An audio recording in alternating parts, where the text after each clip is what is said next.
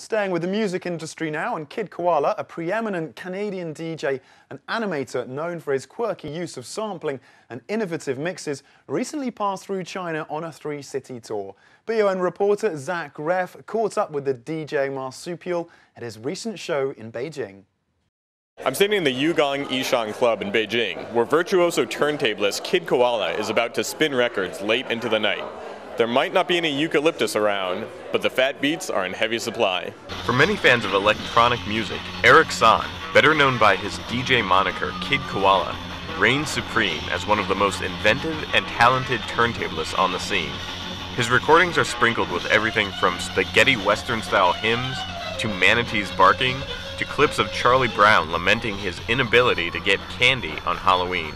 This show tonight marks the third time that the soft-spoken Canadian DJ has played in Beijing, and according to San, it's the fans here who keep bringing him back. It's a great crowd.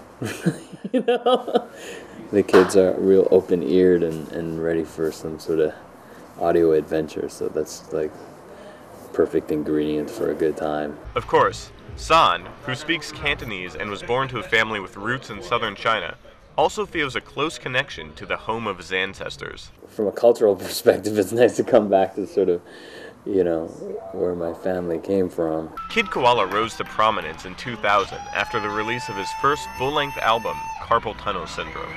Showing his skills not just on the turntables, but also with a pen and paper, the album was packaged with a comic book drawn by San himself. Since Kid Koala first broke onto the scene, he has toured with indie icons such as Bjork and Radiohead, and has collaborated with scores of influential people and groups, such as the Gorillaz.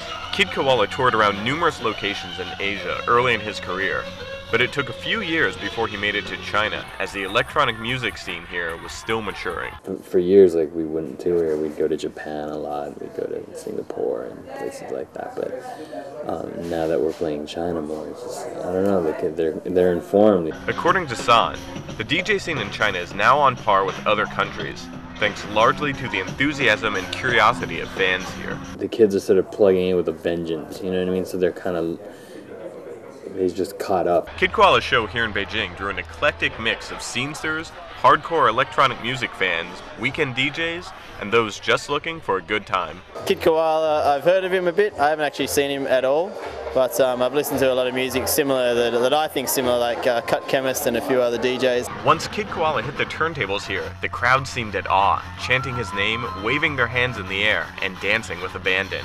His set included everything from cuts off of his latest album, The Slew, a rock electronica hybrid, to songs by acts such as The White Stripes, Portishead, Jay-Z, and even Audrey Hepburn. While the giant panda might reign supreme here in China, for one night at least, a koala shared the spotlight.